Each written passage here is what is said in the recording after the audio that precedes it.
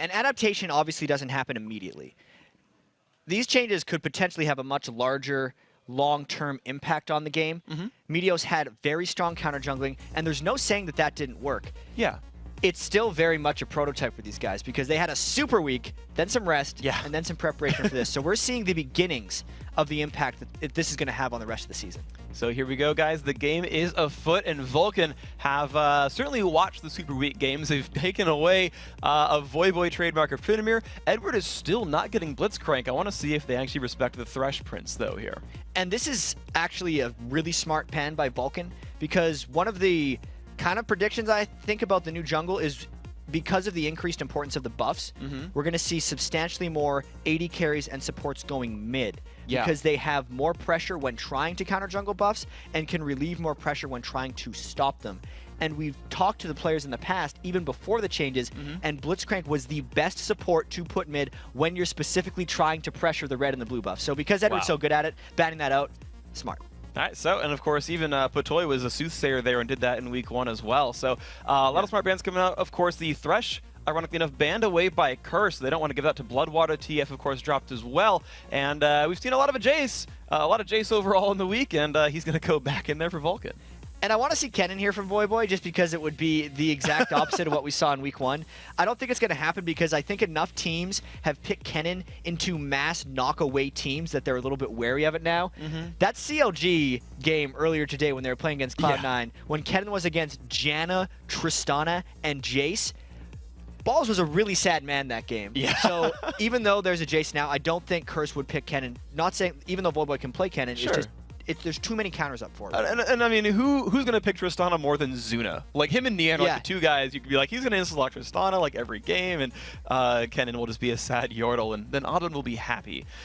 So, yeah, anyway, the picks have come through, though. A pretty good backline diving team here from Curse, though, with both Malphite and Elise, and they care a little bit less about knockbacks, I guess. And when Curse is good, they pick the super divers. Both the Repel from Elise and the Unstoppable Force from Malphite go right through pretty much everything here. And the other interesting thing is I wouldn't be too surprised if those are actually Curse's solo laners. If we saw Nijaki play Malphite and Voyboy play Elise. I haven't seen that much Elise out of St. Vicious. I don't think it's his style of champion. So I really wouldn't be too surprised if we saw it out of Curse. Mid Malphite is a champion we've just seen get more and more popular. It's been played a lot in Europe more recently. Froggen and Peke especially been playing it a lot.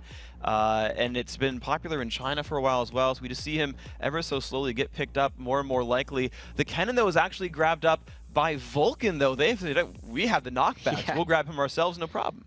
And this is pretty smart for them because since Curse has already picked a very heavy dive through team and they're going so far in that Vulcun now has a bit of counter initiation or free initiation for Kennen because in order for Curse to fight, they have to go pretty much 1,000 range into the enemy, which means if anyone wants to support on Curse, like if Cop wants to run and hit something, he has to run through a Kennen ultimate, which is very difficult and will make the team fights a little bit touchy for Curse to get themselves involved with. Yeah, that's going to be a pretty shocking surprise for him then when he tries to run in there and gets stunned up and dies out. So Curse has to make their last few choices, though. They are going to go for that Draven. Cop has been picking him up a hell of a lot this season. And, I mean, they're still going man mode. They've grabbed Leona as well. Yeah, full steam ahead for these guys. There's like, Kennen, we don't care about Kennen. We're just going to keep coming. And that lane in particular for Cop and Edward is probably the most aggressive lane you can run with Draven. Not only because Leona is already an aggressive support, but because of Draven's bleed damage will instantly proc any of Leona's Sunlight passive. So level 2 from that lane is the strongest level 2 lane you can have in the game. Oh my gosh. So be aware if you're Psycho Sid or be aware if you're Zuna in Bloodwater. Heck, it gets the lane swap enough. It could be really anyone getting the bad end of the Sunlight bleed combo. But I don't envy Vulcun right now. I really don't. Draven's a scary man. Yeah, it's really interesting because Curse has picked a very heavy dive team, very in your face, and now it's probably going to be a little bit about Vulcun picking safety, disengage, and late game. Because if they can get to those spots, then they could potentially come out with it. Vulcan's putting together a lot of counter initiation on their team right now. Bloodwater's getting his Sona pick, which is his favorite support in the world. Getting at 5th pick, he's saying, what an easy thing for me to be able to do now. I can just play Sona. Zuna has his Tristana. Most people on Vulcun have the champions that they want. And in fact, yeah, they have so much comfort there as well. We'll see where Kennen and Jace actually go at the end of the day, because both have been successful on Jace, both those solo laners here. But Curse at the same time, right? We talked about the very, very beginning of the split where poke comp, that's not really Curse style, but exactly. they played, well, Void was going to carry us. They played kind of more their style, and here's a whole bunch of all-inning. And aside from playing Draven now suddenly, it feels pretty cursey. Yeah, everything else on this Curse composition makes the most amount of sense. Normally would see a misfortune in this combination for Curse back in the spring split, because he would kind of just try to spray damage everywhere and get assists. But now he's going to have to run in with the team, which is probably the one maybe slight hole in this Curse composition, because I don't see how Cop's going to get to fights. He's not going to make it through Crescendo, and he's not going to make it through Kennen's ultimate. I think Curse is going all out aggressive, but in doing so, they've given Vulcun their home style champions too. So it's going to be a fun one then. It's two teams really playing their style, and they're picking kind of for themselves. You mentioned, okay, look, we can't pick Kennen against Tristana and stuff because that's very, very scary. And okay, they made those adaptations, but you said, yeah, Curse wants to go in, and they're going to just full steam ahead, rocket. If only they had Blitzcrank, it would fit the moniker even better. But at the same time, as you say, you know, Vulcun has champions they love to play. They're playing their style, and it's now a clash of, this is our game, that's your game. Who's going to win? Curse wants to win this game in 25 minutes. Okay. That's the composition they're playing right now. They don't want to get it to a late game where they can't get through to Tristana and run through the Vulcun peel. They're going to try to win the lanes early at level 2. Saintfish is going to try to gank everything with Jarvan. The early flag control for Vision is going to be very huge for Saintfishes in this game as they run into the jungle. And Curse, this should be a very aggressive action game for them. So here we go, guys. On to the Rift, game number 3 here in week 2. And of course, we have 4 more games tomorrow, as well as this game and another one today, plus Europe. Oh man, there's a lot of League of Legends action going on, and I love esports. So let's watch these teams get out of their base. Bloodwater making a leap to the top of the map. He's got 4 wards plus an Explorer in his inventory. Actually 5, but he's going to give his team a good bit of vision. And there's actually a chance, now that we have so much increased importance due to the extra experience on blue and red buff, plus the small camps not spawning until 155, that the days of supports ever starting with a Fairy Charm are gone.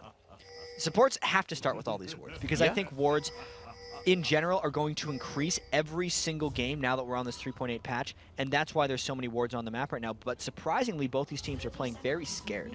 It's interesting too. I actually remember watching the OGN Champions Finals as well. I actually had an Excel doc open and graphed everyone's items for all the games of the Grand Finals because I wanted to build like them because they're better than me. And every single game, both supports open full consumables. None of them were even going Fairy Charms, even back last patch. So the evolution just seems to be, yes, vision freaking important for us here. We want to make sure we don't get caught out level 1, level 2, and beyond. And to me, these openings are telling me that these teams haven't necessarily felt too comfortable in the new jungle. They are potentially worried about getting counter-invaded, walking through wards because they know everyone else is going to be kind of over-warding. And it's almost a gentleman's agreement for these guys to say, all right, we haven't really figured what's going on here. Let's just clear our jungler. And as a jungler, when I'm playing defensive, I love it when the other team plays defensive. It's just saying, oh, thank goodness I get to just farm. Plus, there's no deep wards in any enemy jungle, which means these junglers are pretty much free to do whatever they want. Well, that's good for them. So both of them will be starting at blue buff, and Cop and Edward are still going to go here for that early double golem. And actually, interestingly enough, just to talk about this a little bit, he takes the big golem, then goes to lane to not miss any experience, and lets Edward finish off that double golem camp. That's the new thing that teams are doing now that the double golems spawn at 155 if they still want to take them. It's to minimize the amount of lane experience lost, and it just increases level 2 power. So while it's a little bit more difficult to do the double golems, you can still work around it if you have such a powerful set of level 1 champions, such as Draven and Leona. Yeah, because compared to what Vulcun did, Zuna and Bloodwater didn't take double golems. They ran to actually lane right away. So that actually small advantage did go to Curse as far as jungle experience goes. Both junglers now level 3, and they're already both sides looking for ganks. And up top with Saintfishes, they have 2 pink wards up top, but Saintfishes is still going to get seen by the ward because of the very clever ward that Vulcun put up in that river way earlier. Saintfishes thought he was going to be sneaky there, but Psycho Sid is just giving up. He's so far behind, too. That was the first thing that Bloodwater did in the game, was run up there, put that over the wall, and he's hiding in a brush saying, look, Saint, I know you're here, just, I'll give up the turret, no big deal. Cloud and Jackie, though, fighting in the mid lane. I suppose, like, this is a normal top lane fight of, like, Jace versus Malphite, but with the Rocket in the mid lane here, gotta say, I mean, Malphite likes to build armor. I feel like that'd be pretty happy for Jackie, I would think. It's a pretty solid pick for them. Malphite is somewhat known as a counter pick to Jace because he can survive him in lane, but the thing that I really want to talk about here is how Vulcun won this turret trade because they had to spend less money on wards. Curse was going for a more aggressive play since they put 2 pink wards in the top lane that didn't give them any advantages, whereas Vulcun was just able to react off of the 175 gold vision ward they placed, take the turret, and know that St. Vicious was still top, and might even give them this dragon. Wow, what a great cash if they can make this happen. Dragon down below half health, only 4 minutes in, and Mandatory Cloud really helping his team out there. And yeah, that dual lane being top for Curse just gives Vulcun complete control. 4-minute dragon, and they've built themselves already an 800 gold lead. Yeah, all about the ward. And at this point, they might just try to do it again. We have the 80 carry and support from Curse, Edward, and Cop going down the bottom lane, but Psycho Sid is freezing the top lane on Kennen right now, so he has a monstrous stack of minions, only getting as slow of a last hit as possible to maximize the stack, and essentially starving Voyboy of farm right now, unless Voyboy goes and tries to do something else. Now, let's actually track what Voyboy ends up doing as a result to this, because he's walking towards that top lane, but he's just gonna be kind of alone and have very little ward coverage, and I'd be surprised if he got to do much without getting ganked by a Lee Sin. Yeah, it's not an easy place for Voyboy right now, because if you look at the other side of the map, Zuna was able to take double golems, and Cop and Edward were not able to freeze their minion wave. So Zuna is going to continue to farm, whereas Voyboy has no safety right now. So not only did Vulcun win the turret plus dragon trade, they're winning the minion wave wars as well. Let's watch what ends up happening in this 2v2, because Curse and Vulcun are going to go ahead and play that heads up. And of course, Tristana is still squishy, and they even have a level disadvantage, 3-3 versus 4-4. And, you know, people criticize Cop for being defensive, but he might be going for a dive as St. Vicious coming in from behind as well. And they kind of have to do this, because it's the only opportunity they have for attack unless they're deciding to gank a Jace. They know Voyboy's getting punished, so Curse is trying to punish Vulcun for essentially freezing and losing map pressure. Ooh, Edward almost went for the push right there. You saw him, like, look in. It was like, my W's up. I could go for the damage. We could dive. Not quite worth it. He's got rocket jump, but no, he wants to go. Leona is one of the best tower divers in the game with that armor. There we go. She takes the turret dagger. The jump comes on in. Exhaust by there as well. Zuna taking a bunch of pain and is still ever taking the turret shots. It's now Cop. He's got to be careful. Only got 1 more shot left, and Bloodwater survives it. Are you kidding? What amazing defensive play here by the Vulcun squad. Burned all their summoners, but they got out. Also, because they have multiple defensive summoners, Bloodwater used his exhaust as well as Zuna his barrier, and now ManCloud is down to support. Oh, and the barrier did nothing. ManCloud, there comes the Goomba stomp in from Zuna, but the dash away from St. Vicious is going to get him out. Here comes Smithy, though they're still chasing on down. The attacks are there. Cop's taking some damage. Oh, the first blood comes out, the second kill as well. And here comes the chase. Rocket jump, no mana for it, but a 2 for 0. Long time chase by Vulcun pays off, but all of this was set up by Vulcan's movement and manipulation of the minion waves. St. Vicious didn't really have a choice other than to try to dive that. You could tell they were trying to rely on their execution to make up for being outplayed in the minion waves. Curse was forced into that turret dive because they were losing overall farm and pressure in those lanes. Then Vulcun countered by having ManCloud run bottom at the proper time and really made that work into a full advantage. Absolutely beautiful then by this Vulcun team, making the early moves. And, you know, they said they had Curse's number, and right now they are showing it. Even the excellent play of Edward and the good dive mechanics couldn't quite turn that one around. Zuna, though, he realized he was a little bit overextended there, has to back out of this one. And he's still going to be safe. And just to look at it, though, safe or not, he's down quite a bit of minions against Cop. Yeah, he is. It's one of the benefits of what's been happening, but Nightjack tries to go. I don't think he's going to get much. Yeah, Ignite's on, won't serve. Okay, yeah, he's good. Yeah, Bloodwater was there with his heal aura, which also gives armor and magic resistance, was there to stop the spike on ManCloud and kind of heal him up, burning everything from Nightjackie, and really just allowing Mandatory Cloud to go back and pick up his nice, crisp, fun blue buff. Wow, beautiful stuff. So a lot of things going just really right for these guys here. Cop still down at the bottom lane. The last turret dive didn't work, but of course it's Draven. If you're not fighting people, you're not quite doing it right. Smithy, though, you know, we talked about how important it was to steal away some of these buffs. He's got the ward down on the red buff that's going to be a target soon for these Vulcun players. Yeah, and St. Vicious needs to make this Jarvan pick work, in a sense. They need to start getting more happening, and Vulcun is going to hope that this dive happens at the right time. If you see ManCloud's mid-wave is pushed up to turret, which means he is free to roam in and help with St. Fish's as well. This is not just xMithi going for this kill, this is 2 people. There we go, the red buff has been stolen, he kicks him into the wall, so much damage, and the steal from Mandatory Cloud. Sorry, the kill secure from Mandatory Cloud. Gets another bit 300 gold for him. Vulcun are still controlling this game. And a lot of it just has to do with their waves that are mattering being pushed up. They are conceding the bottom lane pressure to having Cop and Edward being pushed up while they're invading for the rest of the map. Another really well-played move by Vulcun on this new 3.8 jungle patch. A very, very good job of just invading and just making everyone's life very, very difficult. So, Voyboy and Psycho Sid are now in a duel in the top lane. We talked about how Sid was able to freeze that earlier on, and that's manifested into a 15 minion kill lead. He hasn't even gone back to base. He's got a Doran's Blade still. And when he goes back and shops, he might be able to do a Voyboy, because that's 2,165 gold that Psycho Sid's going to be able to purchase with.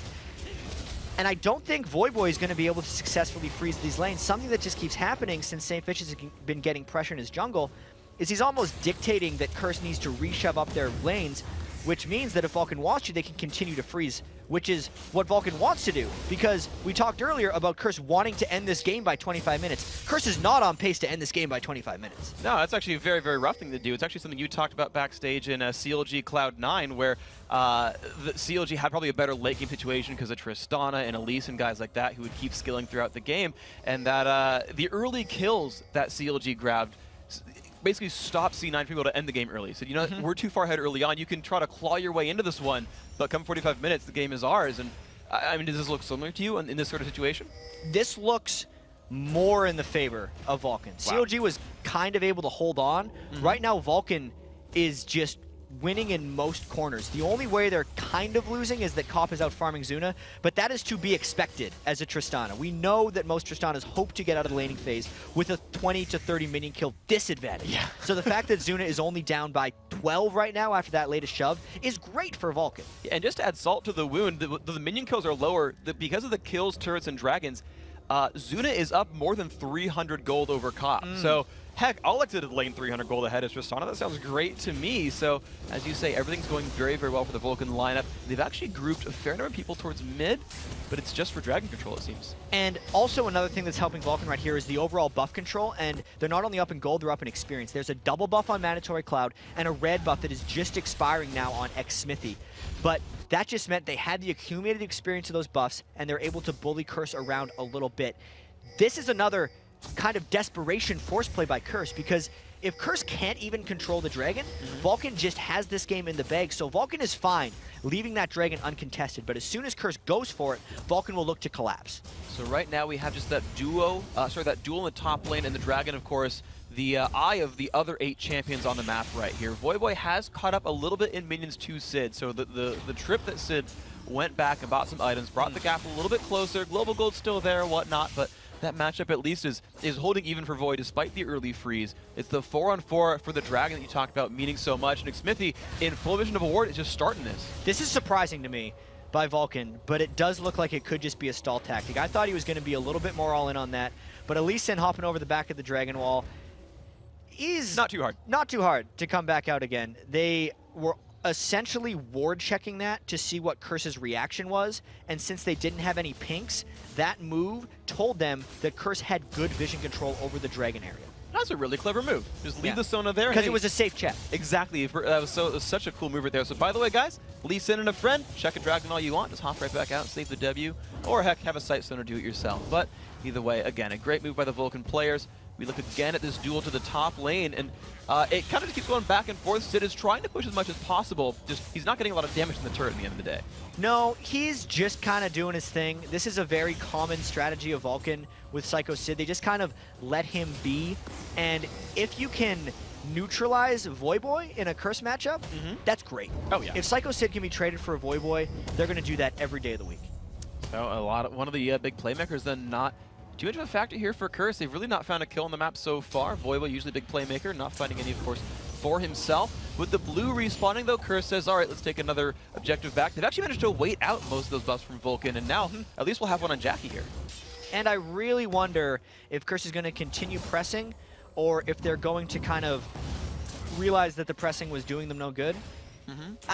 I don't know what Curse should do in this situation because it's almost a damned if you do, damned if you don't. Yeah. If they press, Vulcan's been able to punish them, but if they just let the farm game continue, they're probably going to lose as well. So Curse has to find a creative way of probably finding unmanned fights or just getting good pick opportunities. But just with the way the minion waves have been manipulated by Vulcan is not happening. So it's going to be Curse looking for some kind of opening then and hoping that either Vulcan slips up or Curse finds some beautiful way into a fight. But right now it's Vulcan finding a way onto this turret, down incredibly low on health, and just the siege is there. The nice haste, but here comes the jump in. St. Vision, the knockup on Azuna. He is taking all the focus. He's still alive. Are you serious? Finally gets popped, but it's a 1-for-1. The fight's going to continue. Let's watch Cop. He is on Draven. He's throwing axes at people, but ManCloud has something to say about this. Shock Blast coming across.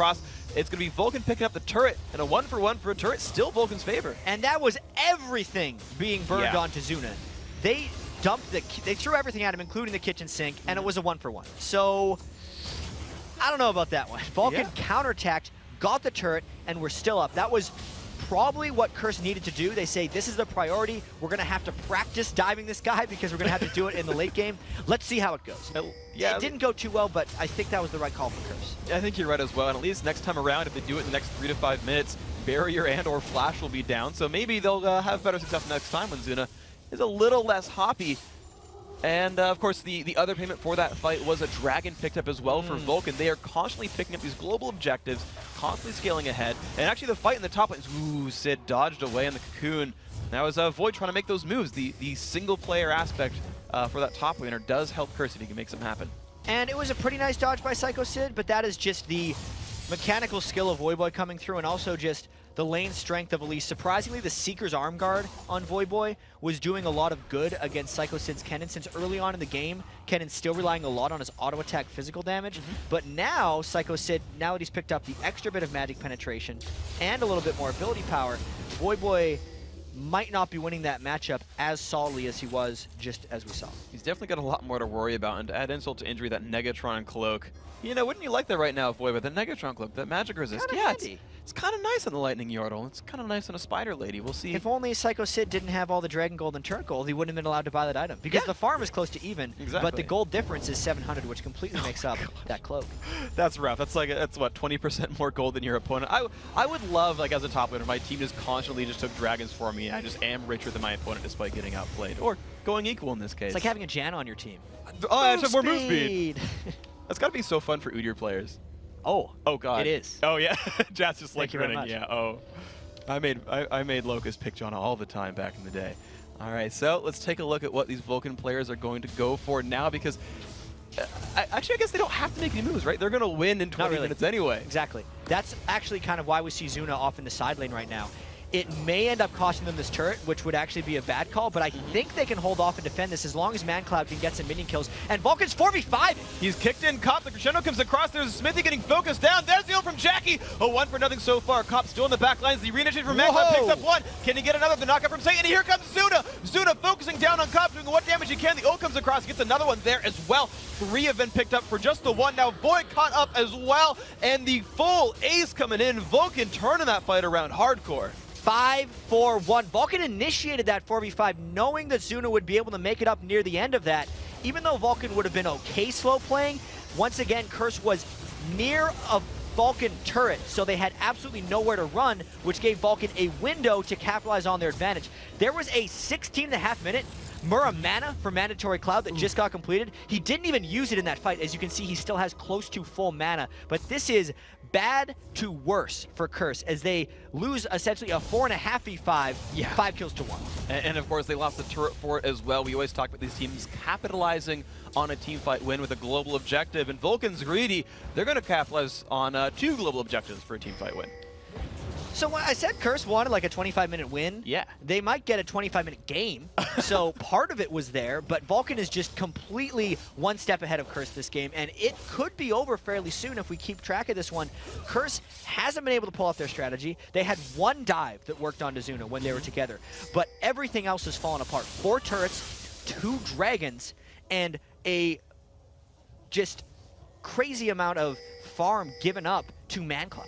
He is massive, 156 minions, 4 kills and 5 assists. The man has 7,600 gold, by far the most in the game. No one on Curse even has, well, I guess just Draven actually has 5,000 gold, but he is heads and shoulders above everyone else. And oh my gosh. He's 2,000 gold ahead of everybody on Curse right now. Oh god.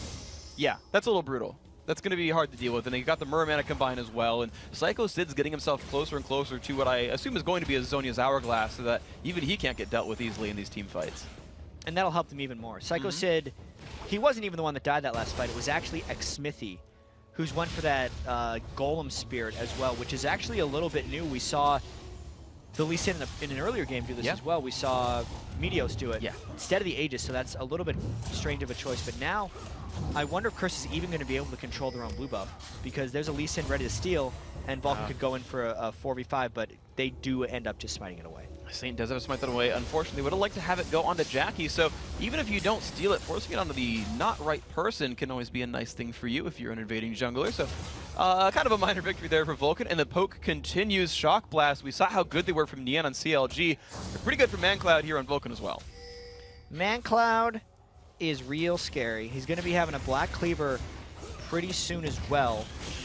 There's the lane pressure coming up the sides. Zuna's not even at Tristana time yet. He's level 11 with an Infinity Edge. This is actually kind of like the mid-game lull everybody talks about on Tristana, but it's not there because his gold advantage is there on Cop, and unless a Draven kind of runs away with the game, he's not a huge threat. Cop will have to get very lucky to pick some kills back up and become a force, because right now, he can't stand toe-to-toe with nearly anybody on Vulcun. And that's a scary prospect when Draven doesn't get to fight people properly. The push still coming in from Vulcun. They are looking to make this that 25-minute game that we talked about. They're definitely in the driver's seat. They've got the range. They've got people to hit turrets down. And they're still actually just splitting to keep the waves pushed, looking for somewhere to find an opening on a turret. And I don't even know if Vulcun needs to, once again, which is why Curse is kind of charging out. They're going to take the outers as they get them, and then potentially go for a Baron a little bit later. I don't think Vulcun needs to go for a 20-minute Baron unless it gets gifted to them by a Curse initiation. Curse is once again forced into trying to fight Vulcun because they know that there's an inevitable ticking time bomb in Vulcan's team composition that probably outclasses Curse's comp. That's a rough thing to be under, and of course we talked about, or you talked about how well Vulcun were controlling minion waves, keeping pressure on various parts of the map, and out-positioning, out-maneuvering the opposition. We just saw a free turret kill on the right-hand side of the map. There wasn't a power play, not a 5v4, there wasn't Baron being grabbed, it was just, we had Lee Sin push the right-hand side, you didn't react, ManCloud showed up, another turret picked up, 5-1, and the lead just keeps on growing, 33,000 to 24,000. And this is an example, again, of Vulcun out-maneuvering Curse, because as Vulcun was pushing up that bottom lane, Bloodwater was clearing out wards at Baron. So Curse had sent 2 to respawn to bottom, but immediately was sucked over to Baron to defend that objective. And that's why Jace got damaged in mid lane. Like, Curse can't keep up with the movement of Vulcun right now. Absolutely just crazy map control done by these guys, and Vulcun was so adamant that Bloodwater was the right fit for the team. The calls he made, the coordination he brought to the team would just do everything for them, and we've seen that really here, that more so than just individual outplays, more so than, I mean, you can contribute part of it to team composition, but really the calls, the map movement, the mobility, and the control has been such a great blessing here for this Vulcun lineup. The Dragon getting taken away for free as well. I mean, look at the minimap. Look at the vision. Look at the Draven ult that just went off as well. Yeah. Because that shows even more so the vision control and the amount of darkness Curse is under. Cop threw that to scout Baron when no one on Vulcun was within 50 feet of it. If we're using 50 Teemos, we're going to use League of Legends metrics right now. Curse had no idea what was going on. So really the only thing you do when you're that blind is you just roll up mid and say, show yourselves, Vulcun. We're going to fight you here. But if they do, they're going to lose that as well. So this is bad. Oh my gosh. And the darkness, of course, they actually had a small winner to put some damage in that turret before Vulcun showed up. But of course, Curse didn't know that. Had to back out after pushing a minion wave down. Says, well, at least I know where you guys are. You were somewhere around mid lane outer turret 20 seconds ago. And we'll see what happens. Smithy still lurking around in the shadows. Shows his face in the mid lane. And let's see what other lane control this Vulcun squad can go for. I think they're going to be going for red buff control in the Curse jungle, as well as top outer turret. So unless they get gifted this Baron, they're going to go for the top turret. But because they have control of the red jungle and pretty good ward coverage throughout, if you see like the deep base wards they have on Curse as well, they have pretty good control of where Curse is coming into, as well as if Curse comes through to stop Baron, mandatory Cloud would flank around the back and get free access to Cop if they wanted to kill him in a team fight. So Vulcun is positioned very smartly right here. Very, very good concave by these guys. And you saw how easily they could back away from Saint. The ward coverage you mentioned, just let them disengage so cleanly. Take away the Wraith Camp because, hey, why the heck not? Let's steal 61 gold. Have fun with that one. And yeah, they got to kind of test the waters on Baron and say, okay, are you going to show up? Do you have enough vision to check this? The driving flag toss, let Curse stop them. But again, it's a matter of Vulcun saying, well, where can we apply pressure next? Let's do the CLG school of thought. Let's actually send our AD carries a split pusher. Let that Tristana get gigantic with no one opposing her. And then we kind of secure our late game advantage if she just gets 300 minion kills. And this is a very interesting game if we just look at the history these two teams have together and how well Vulcun has been doing against Curse in the past. Because if we look back to even the spring playoffs of last split, as we see some, I don't think much is going to happen in the short time, so that's why I'm going to try to talk about this. Vulcun has pretty much been doing the same things against Curse 4 or 5 games in a row now. There's been a lot of Lee Sin from Xmithie. ManCloud's Jace has been incredibly threatening. There was one point in the playoffs where ManCloud like almost soloed the Curse backline late in the game. And specifically, Zuna has been playing a whole bunch of Tristana that Curse has not been able to shut down. And Curse went farther in one direction of something that wasn't already working. Because if you give a team Tristana, you're essentially saying, we're going to beat you before that gets good.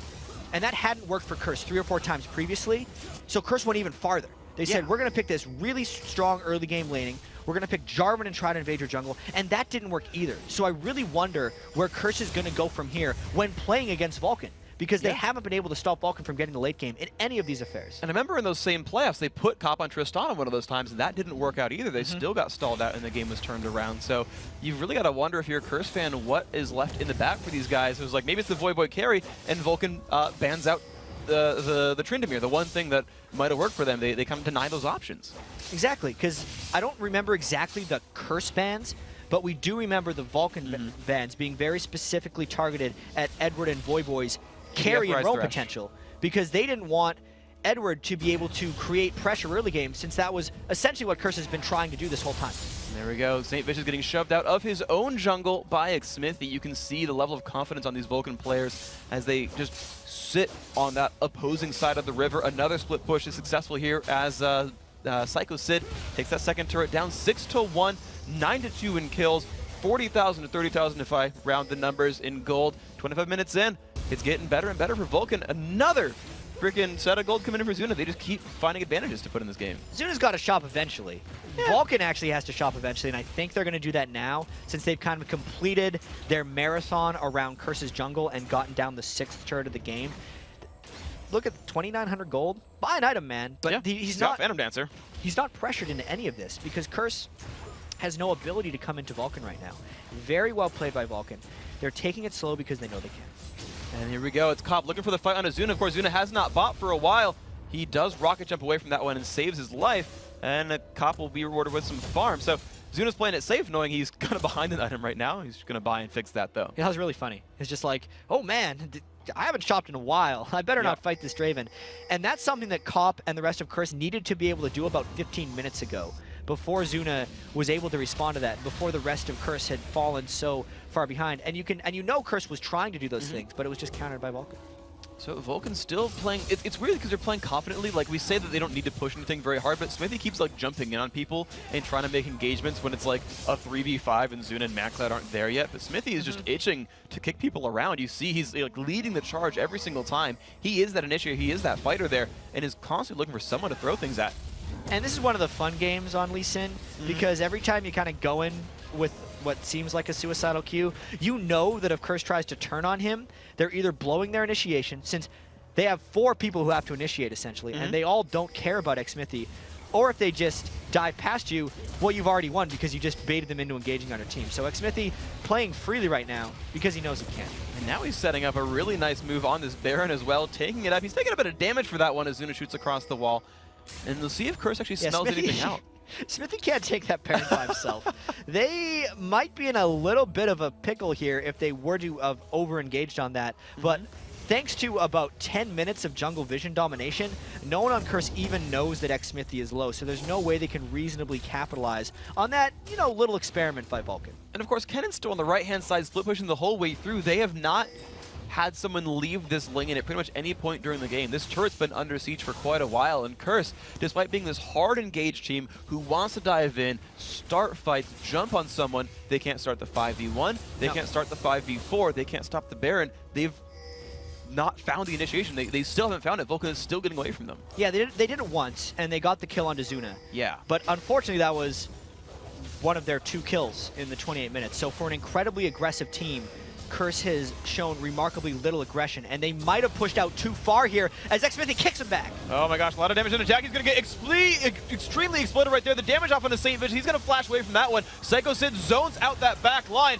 and finds another kill. Now it's Edward in the front. They're going to put some damage on the Cop. They're chasing the Draven down. He's trying to run away, flashes as well. Zuna still into this one. The damage output is there. Can he get the last shots? Yes, the barriers on both sides are burned, but it's Vulcun picking up another team fight win, a 4-0. And they just went all out for Curse. They didn't care about structure in that fight. They just cared about killing whoever they saw. They kicked backwards a tank Malphite into that team. Let's think about that for a second. What do you not want to get closer to your AD carry? A Malphite. But they didn't care because it was anyone. They recognized if they got a fight, they would win it, and they did 4-0. And you mentioned how valuable that cannon would be at zoning out the back line. That Cop cannot dive through him. And that is what happened. They got this sort of like 4v1 where Cop is, hold on, there's a slicing maelstrom. I'm gonna weather the storm a little bit and I'll show up later. Oh, my team's dead. Yeah, and oh no, this 3.5 item Tristana just flash jumped towards me. And if I stand to fight him, there's a Jace behind him. It was just not a happy time for Cop.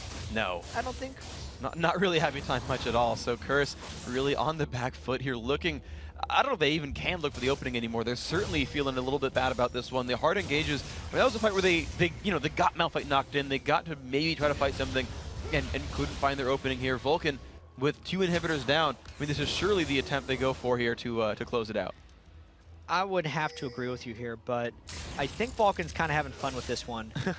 Cop is 99.5% dead right here, if I had to put a number on it. He's going for the duel against Zuna. Zuna knocks him back to the wall, but puts him in a fog of war. Oh, comes by Cop. Oh my gosh, Mandatory Cloud. Can you melt people any harder? Just destroys Draven from the side. Zuna got a little low. Worked out, though. Yeah, I mean, you got to be a little bit scared of Draven's damage. That's the dueling potential of Draven if he can actually fight someone. That is the closest Cop is ever going to get to a squishy target for the rest of this game. Because for the rest of it, he's going to be dealing with Cannon ults, Lee Sin, and just Man-Cloud's super long-range shock blasts. So 20 seconds now until Curse Cop respawns here on Draven, and the push is here onto that bottom lane inhibitor. Of course, 5v4, Vulcun might just take the fight even under a turret. Right now they're playing the turret damage game though, just poking it out. A bit of damage. They're not going to dive yet too hard. They seem to not be too bloodthirsty, but certainly looking to close it. No, this is just a classic example of Vulcun waiting for the minion waves to hit Curse's base. They have 2 waves of super minions coming up the sides. They know that once they make it all the way there, Curse is going to be peeled off of them. And man, Vulcun is really taking their time because they could have went in when those minion waves hit the base, but instead, they're just kind of all off and doing their own thing and hanging around. It's something we kind of saw with the Cloud9 composition. They had relatively similar champions, and they weren't able to easily go in all that easily, I say, with the Lee Sin. He had to get these very, very choice initiations and hopefully land them. And Smithy has found a few, certainly, but turret diving seems to not be the way he's going for this for the most part. So it's another couple of safe plays here. They're going to go and look for the Baron Nashor right here. And, of course, no one from Curse is even nearby. That's going to be theirs. Yeah, that was extra safe because they had already shown their siege as the only inhibitor that wasn't up was the farthest inhibitor away from the Baron. That was kind of like round 2 of xMithi saying, yeah, let's 2-man Baron, because he had someone he could trade tank it with. Yeah. This time, not like the Vulcun Zuna one they tried to get earlier. But now, I think your earlier prediction is right. It was just a matter of them getting Baron first. They're going to look to end on this push for you. Here we go. 5 men strong, a little bit low on health, but Smith's getting healed up by the Baron buff, plus the Sona. Rapid fire used. They go for the poke down onto the turret, down below a quarter. We've got to look out for Jackie. The initiation, of course, still here for Curse. Curse has every single cooldown available. And it's something that you still have to be aware of. Even if you are far ahead, hardcore initiation can always lock you out and just make you regret life. If they went too deep, maybe they could expose Zuna to a hit. And unless Zuna and Mandatory Cloud get caught in the same AoE wombo combo, and even then, I think Curse would still lose the fight. So that's why they're not doing any kind of shenanigans right here. Frankly, I'm not sure why Curse is still playing this one out. Oh my gosh, well, all 3 inhibitors are dead. It's now down to the Nexus and its 2 turrets. Cop takes a bit of damage, still trying to get his damage up with the spinning axes. Stacking his Bloodthirster should be full by now at this point. But the siege is here. Minions keep flooding into the base. Smithy up in the front, shields himself away. Here comes the initiation. They just jump right onto Smithy, putting the damage down. They get him. Sid falls as well. 2-0, and the battle could still continue. 5 versus 3, really and Vulcun are running away. The ult from Zuna, but Cop might still chase. Blood rushes on. No, acceleration gate too much. Zuna is going to back out. Vulcun, I wonder if they're actually going to stay on this one just because super minions. I think Curse fans are really mad at me right now. They're like, that's why they're playing it out, chat, because they can win fights. And I'm like, all right, man, sure, you're right. Never surrender. And what was That's really what you always tell your team. Yeah, never surrender, man. Mulan taught us well that you got to get down to business and defeat your opponents. And what I actually liked about that fight, though, that was really cool was they crowd-controlled Psycho Sid enough that he didn't get to Zhonya's. That even though they hit this front line, these tanky guys, yeah, right? you're Smithy is all kinds of annoying, and Sid's got an Abyssal Scepter and a Zhonya's, but the crowd-control chain from Curse allowed them to actually bypass some of the defensive items that Vulcun bought. And what was really interesting about that fight is how essentially the front line of Vulcun is what died, and Curse didn't try to dive through Vulcun, because that's what Vulcun needed for their stuff to work. If they wanted the Cannonball to really hit all the targets of Curse, it had to be once Curse had dove in through. But since they just killed the Kennen and the Lee Sin, who aren't necessarily super tanky frontliners, it kind of worked for them. But I also feel like Vulcun says, come on, guys. Let's fight for real this time. Let's go back to the inhibitors. We'll see if this one works. Let's not throw this one away. Of course, the Flash is still available on those 2 frontline champions. Slicing Maelstrom and the Dragon Kick still available as well. Edward's looking for a little something. If he takes some poke, they've got to be a little aware. Inhibitor taking more and more damage. Ozuna still putting the shots down. Taking damage. Void looks for a Cocoon stun. Puts out some more. Now the shields just are there, and Vulcun just won't take damage. There's the inhibitor. They've got another one down. Yeah, and they still have super minions up top, so this could just be a clean sweep of inhibitors, once again giving Vulcun number 3. Keep in mind, 3 people on their team still have Baron for another 30 seconds, so Curse still has to be apprehensive about fighting here. Jackie is lurking forward. The rest of that Curse team really wants to defend before the inhib goes down, but they just can't. Super minions on the bottom-hand side make them turn around. 1 Nexus turret is gone, and Vulcun are still at the front door. They've bought elixirs up on people like Psycho Sid. The team is still taking damage just from champions and poke. Smithy back in the lines as well. Takes turret aggro, doesn't care, shields back to his team. Sid gets hit to the side. It's just not enough, though. There's the initiation. Saint just goes on in. The Crescendo comes back across, and there's Psycho Sid just crushing everybody's health bars. Jackie's initiation is not enough. 2 kills for nothing so far. Void with a beautiful Zhonya's, but it just does not matter. Cop falls down as well. Void's going to get crushed. 3 or 4 picked up. The GA is going to respawn Cop, and that won't matter either. Vulcun has Curse's number, and that number is 18-4 with a victory. 35-minute win, but it was decided way before that. Yeah. As soon as Vulcun took control of this game, they realized their potential, and they just slowly but surely whittled Curse out of this game. That was a really great performance, specifically by ManCloud, who seems to always pull a great performance, especially when they're playing against Curse. 9-0-8 on that chase, and just across the board, Vulcun played smart more than anything else.